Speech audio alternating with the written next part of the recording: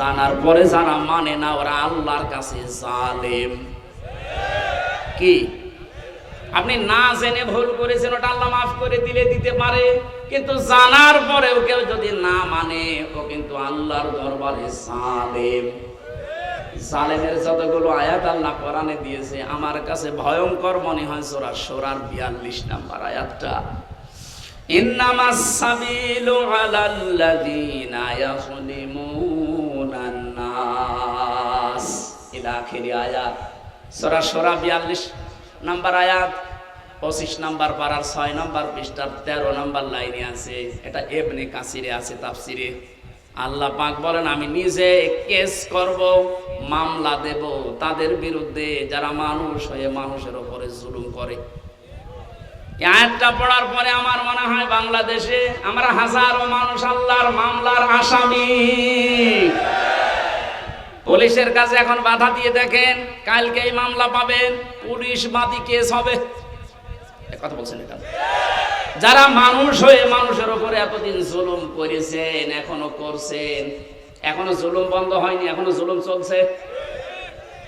এটা বিনা কারণে 5 তারিখের পর থেকে বিনা কারণে যাদের বাড়ি ঘরে আগুন লাগিয়েছেন, যারা দোষ করে নাই, যাদের ব্যবসা প্রতিষ্ঠান ভাঙচুর করেছেন, আত্মসাৎ করেছেন তাদের সম্পদ, এটাও জুলুম। এটা জুলুম না? এই জুলুমগুলো যারা করেছেন আপনি কিন্তু সরোয়ার সাহেবের আসামি হবেন না, হামজার আসামি না, আপনি আল্লাহর মামলার আসামি। বাদী যত বড় হয় কেস কিন্তু তত ঝামেলা। আমার বাদী যদি কোনো সলিমুদ্দি হইতো 3 বছর আমার জেলে থাকা লাগতো না। বাদী যেহেতু সরাসরি রাষ্ট্র ছিল, এই জন্য 32 বার মামলা ওঠার পরও জামিন হয়নি। অথচ গতকালকে আমার সব মামলা বিচারক ঢিসমিস করে দিয়েছে। উনি তো ছিল 3 বছর, দিতে পারে নাই, হাত বাঁধা, ওপরের নির্দেশ আসা লাগবে। যারা নির্দেশ দেবে তারা যেহেতু এখন নেই, উনি এখন ফ্রি, মামলা হইলো, এর কোনো মাল ম্যাটারেজ নেই, যা কাগজ কালকে সব ফেলে আমরা একেবারে বেকর সব খালাস করি। অথচ লোকটা তো একই 5 তারিখের আগ পর্যন্ত ওই মামলা ছিল। আমি হাজিরাও দিয়ে গেলাম 5 তারিখের আগে, মাত্র এই কয়েকদিনের ভেতরে পুরা উল্টিয়ে বসে। কি আমি মনে করলাম, প্রশ্ন করি, স্যার আপনি তো এখানে ছিলেন, মাল ম্যাটারেজ কিছু নেই এর ভেতরে, আপনি এর আগে দেখেননি? এখন হয়তো জিজ্ঞাসা করলে বলবো হুজুর কিছু করার নেই, হাত বাঁধা ছিল, এখন হাত খোলা আছে, নেই বিচার উনি চেষ্টা করেছেন। আমার জন্য কালকে ওনার অফিসে দোয়া করেছি।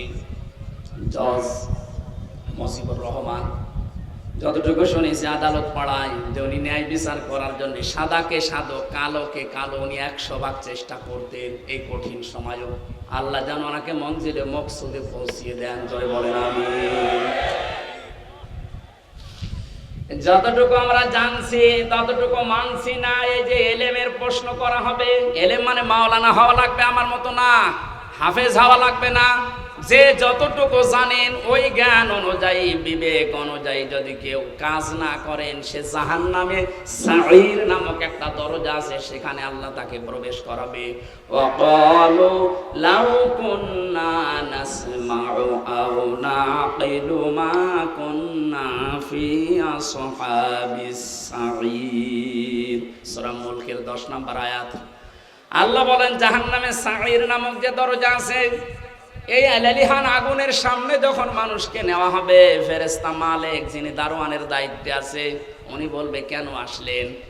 যত মানুষ এই সাঈর নামক জাহান্নামে যাবে তারা এক বাক্যে বলতেন বাধ্য হবে যে আমরা শোনার পরে না শোনার ভান করেছিলাম, আর আমাদের বিবেক আমরা কাজে লাগাইনি। তাকান তো আজ তার দিকে তাকিয়ে, আজ হাজারো মানুষ আমরা যে জানার পরও না জানার ভান করে থাকি, মানতে চাই না। বিবেক যাদের আছে, বিবেক যারা কাজে লাগান না, এরা আল্লাহর দৃষ্টিতে পশু, এমনকি পশুর চাইতে নিকৃষ্ট। জোরে বলেন নাউজুবিল্লাহ। আমি যেটা শিক্ষা দেওয়ার জন্য এতক্ষণ ঘোর ব্যাস করছি, সেটা একবারে বলছি, কান খাড়া করেন। পৃথিবীর যেখানেই যান না কেন আপনাকে মোহাম্মদ রাসূলুল্লাহকে নেতা মানা লাগবে। কারণ কিয়ামতের সর্বপ্রথম একা একা ডাকার পরে দ্বিতীয় সিস্টেমে এবার আর আল্লাহ আপনাকে একা ডাকবেন না। এই একটু খেয়াল করেন, প্রথম বিচারের ধাপ শেষ, দ্বিতীয় ধাপে আল্লাহ আপনাকে ডাকবেন এবার একা একা না। ইয়াউমা নাদউ কুল্লা উনাসিন বিইমামিহিম, আল্লাহ পাক বলেন,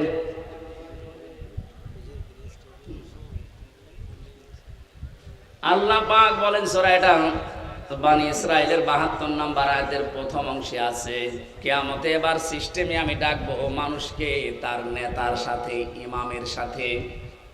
ও কিশোরগঞ্জবাসী, এটা আখিরাতের সম্পর্কিত, এই জন্য আমি বিষয়টা ক্লিয়ার করছি।